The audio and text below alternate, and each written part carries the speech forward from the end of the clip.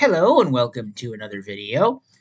Today, we have an interesting one for you because we seem to have found evidence of a Meloetta encounter of all things in the terrarium in the Pokemon DLC. Now, is there really a Meloetta encounter in the terrarium? Or not? Let's find out. But before we do, be sure to leave a like and subscribe for more Pokemon news, and let's get into things. Alright, Mayetta is an interesting legendary. That much is certain. Now, it may be a mythical, I may be remembering wrong, but it's been a while since I played Meloetta's original generation, so I can't quite remember if Mayetta is a legendary or a mythical, but either way, Mayetta is not your average Pokemon, so you can't just encounter it out in the wild everywhere. You know what I mean? It's a legendary or a mythical, so you don't get very many of those. Like, usually one. Unless you're lucky and you get traded them, you don't typically have more than one, unless, of course, you trade it over from Pokemon Go, which may or may not be possible. Let me know in the comments if I'm wrong about that. But point is, you only usually get like one of these, so it's very rare. And I don't think people expected to find Meloetta in Gen 9 anyway.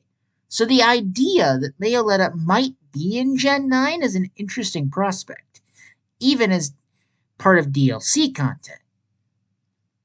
Now, what am I talking about? Simple. This tweet from Kurt says, "There is a wild battle with Meloetta in the terrarium. We aren't exactly sure how to naturally encounter it yet. Time will tell."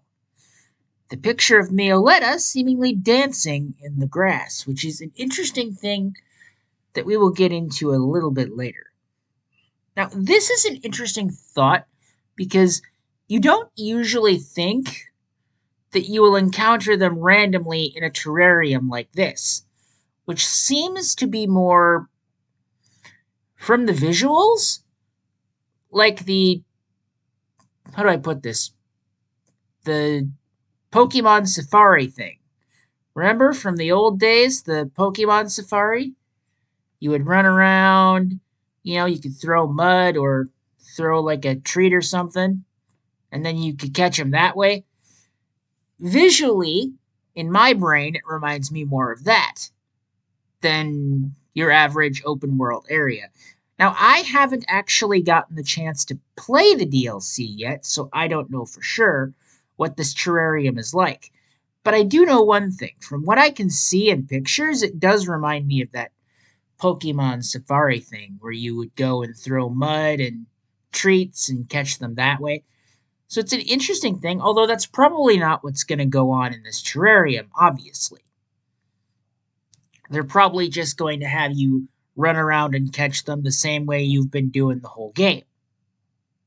Instead of a more interesting, like, throw this or throw that, you just catch them the same way you've been doing it all game. At least in theory.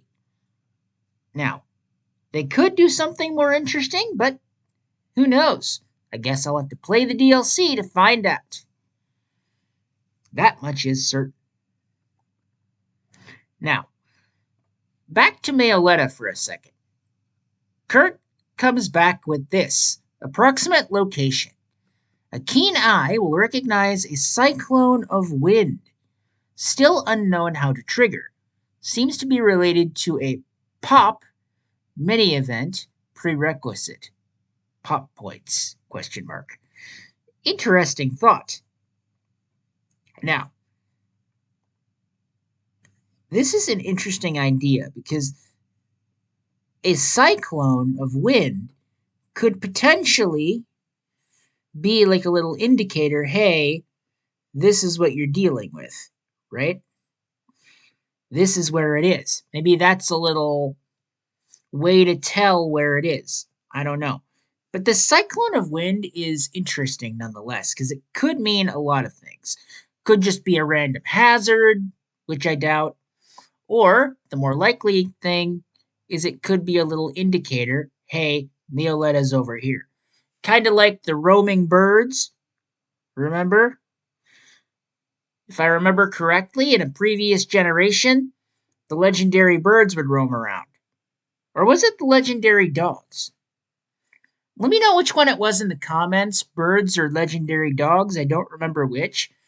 But either the legendary birds or the legendary dogs would roam around and you would have to follow them and catch them or something in a previous gen. I don't remember exactly which, but you could see their marker, I think, on, I forget what they called it, but there was this thing with a little map and you could actually see like their little marker if I recall correctly. Sorry, it's been a minute, so I don't remember.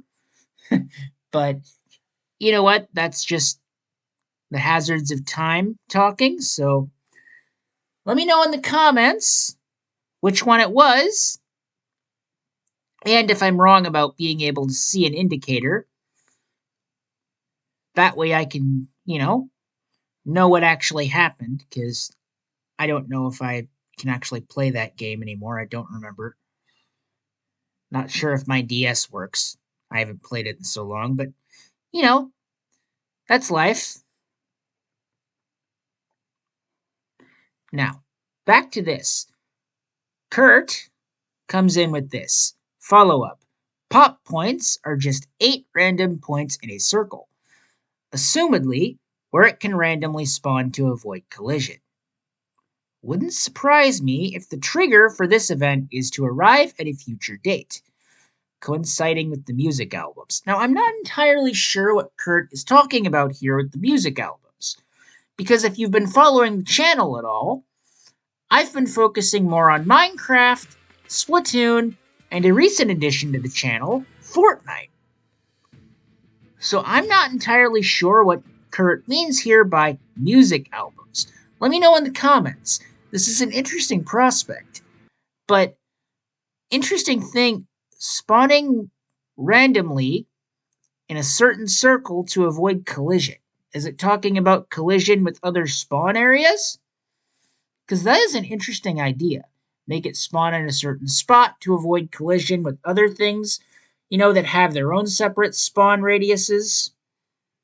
Maybe. I don't know. Does that make any sense to anyone else? But I think it's an interesting thought. But that's just me. Now, we have this here from Eduardo.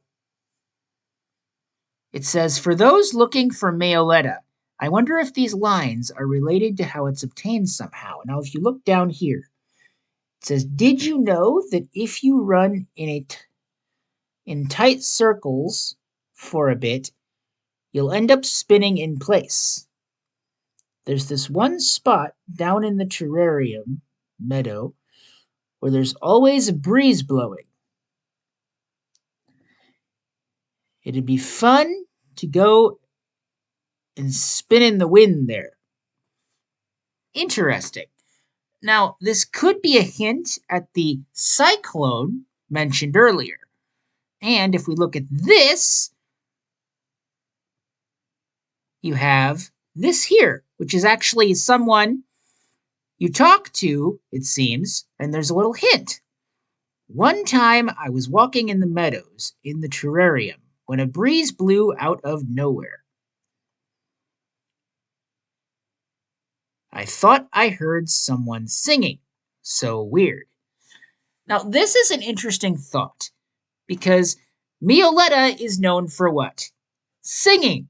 So, if you think about it, this guy could potentially have encountered Meloetta and not even realized it. So this could be what is making people think, oh, Meloetta encounter, yay! Because Meloetta is known for singing, and there's talk of breezes and a cyclone, which could be from Meloetta's dancing, is an interesting thought, because thinking about it, this could be a little tease for finding Meloetta in the future.